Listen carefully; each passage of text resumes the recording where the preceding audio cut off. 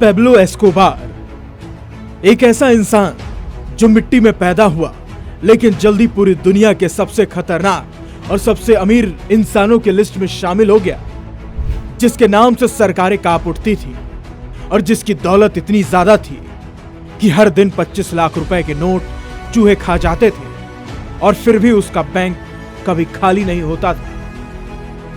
नाम था Pablo Escobar, एक ऐसा शख्स जिसने पैसे से इज्जत खरीदी और गोलियों से इनकलाब लिखा। पर यह कहानी सिर्फ ड्रग्स और अरबों की कमाई की नहीं है, यह कहानी है उस आदमी की जिसमें आतंक भी था, क्रूरता भी थी और कहीं गहराई में इंसानियत। वो रात याद है जब कोलंबिया की हवाएं सर्द थी और जंगली पहाड़ियों खामोशी थी। उस रात एक बाप ने डॉलर के ढेर को आग में झोंक दिया, न नफरत में न लालच में, बल्कि इसलिए क्योंकि उसकी बेटी ठंड से कांप रही थी। हजारों डॉलर जल गए, पर उस बाप को सिर्फ इतनी फिक्र थी कि मेरी बेटी को ठंड ना लगे। पाब्लो एस्कोबार डर का दूसरा नाम कोलंबिया की गलियों से लेकर CIA की मीटिंग रूम तक एक ही नाम गूंजता था, पाब्लो एस्कोबार। उसके पास दौलत इतनी थी कि अपनी जमीन पर डॉलर बो सकता था, ताकत इतनी कि सरकारें झुक जाती थी और चालें इतनी शातिर कि FBI भी भौचक्की रह जाती थी। किसी के लिए वो राक्षस था तो किसी के लिए खुदा, एक ऐसा खुदा जिसने गरीबों के लिए अस्पताल बनवाए, स्कूल खोले, घर दिए, लेकिन उस इंसानियत की कीमत थी खून। तो आइए अब उस कहानी की शुरुआत करते हैं जिसने एक मासूम से बच्चे को दुनिया का सबसे खतरनाक ड्रग्स लॉर्ड बना दिया। पाब्लो एस्कोबार, एक नाम जो जुड़ा था गरीबी से, मगर ख्वाब था बादशाहत का। और यह कहानी शुरू होती है कोलंबिया की उन तंग गलियों से जहां सपने महंगे थे लेकिन जिंदगी बहुत सस्ती। साल था 1949, कोलंबिया का मेडेलिन शहर, जहां एक किसान परिवार में जन्मा लड़का जिसकी आंखों में सपने बड़े थे लेकिन जेब खाली। वो स्कूल ढंग से नहीं गया लेकिन दुनिया को पढ़ना सीख गया था।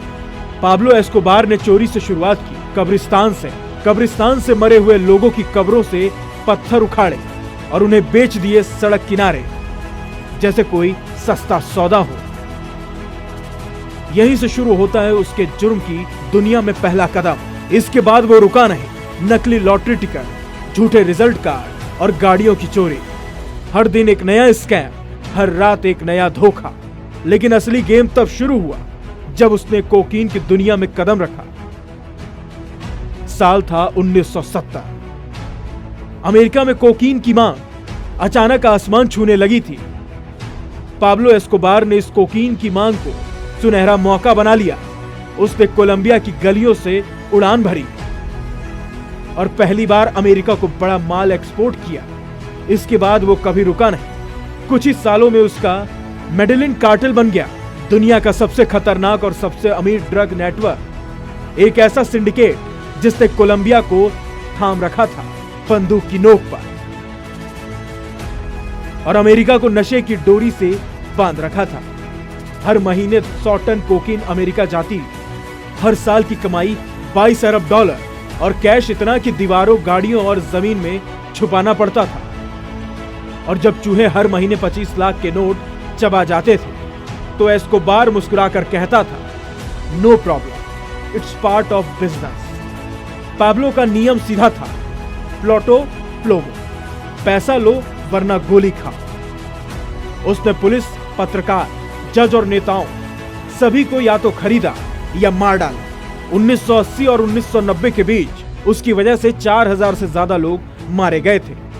200 से ज्यादा जज, 1000 पुलिसकर्मी और हजारों आम नागरिक। उसके दुश्मनों की गाड़ियां बम से उड़ाई जाती थी। कोलंबिया के रास्ते पर मौत चलती थी और उसके नाम की दहशत गूंजती थी। पाब्लो एस्कोबार वो निर्दयी था लेकिन दयालु था। उसने गरीबों के लिए घर बनवाए, खेल मैदान, स्कूल और अस्पताल बनवाए। लोग उसे रॉबिन हुड पैसा वाला कहते थे। पर उसके हर अच्छे काम के पीछे छिपी थी राजनीति। जब सरकार का दबाव बढ़ने लगा तो पाब्लो ने खुद को सरेंडर कर दिया, लेकिन अपनी शर्त पर। उसने कहा, मैं जेल जाऊंगा मगर उस जेल को मैं खुद बनाऊंगा। और ऐसे बना ला कैथेड्रल, एक जेल नहीं, एक आलीशान महल जहां थे डांस हॉल, जकूजी, बार, फुटबॉल ग्राउंड और पूरी दुनिया से कटी उसकी खुद की रियासत। सरकार को लगा कि अब वो कंट्रोल में है, लेकिन जैसे ही उन्होंने उसकी आजादी पर लगाम कसने की कोशिश की, 1992 में पाब्लो वहां से फरार हो गया। अब उसके पीछे थी CIA, DEA और कोलंबिया स्पेशल फोर्स। उसके करीबियों को मारे जाने लगा, फोन कॉल्स ट्रेस हुए और फिर आया 2 सितंबर 1993, जब पाब्लो अपनी मां से फोन पर बात कर रहा था। उसी वक्त उसके लोकेशन ट्रेस हो गए। पुलिस ने पूरी बिल्डिंग को घेर लिया और पाब्लो की छत की ओर भागा। पुलिस ने जवाबी फायरिंग की, लेकिन एक गोली सीधे उसके कान को पार कर गई। पर सच्चाई एक ही थी, दुनिया का सबसे खतरनाक ड्रग्स लॉर्ड गिर चुका था। लेकिन जाते जाते एस्कोबार एक सवाल छोड़ गया, वो शख्स जिसने खौफ से एक साम्राज्य खड़ा किया, क्या वो सिर्फ एक अपराधी था या वो भी एक सिस्टम का उपज था जिसे खुद सिस्टम ने पाला? एस्कोबार चला गया, लेकिन अपने पीछे छोड़ गया सवालों का तूफान। क्या वो राक्षस था या उस भ्रष्ट भूखे सिस्टम की उपज? क्या आज भी कोलंबिया में लोग उसकी याद में मोमबत्तियां जलाते हैं? कहते हैं कि इतिहास सिर्फ किताबों में दर्ज नहीं होता, वो चेतावनी बनकर लौटता है। और एस्कोबार की कहानी में हमें आज भी सिखाती है, जब पैसा खुदा बन जाए तो सबसे पहले इंसानियत मरती है। और इसी के साथ पाब्लो एस्कोबार की यह रहस्यमयी और खौफनाक कहानी यही खत्म होती है। ऐसी ही और भी सच्ची मगर अनसुनी कहानियों के लिए देखते रहें अस्तित्व का रहस्य, जहां हम लाते हैं वो सच जो छुपा दिए गए, वो इतिहास जिसे मिटा दिया गया, वो रहस्य जो अब भी धड़कनों को रोक देते हैं। मिलते हैं अगली रहस्यमय कहानी में, तब तक के लिए नमस्कार।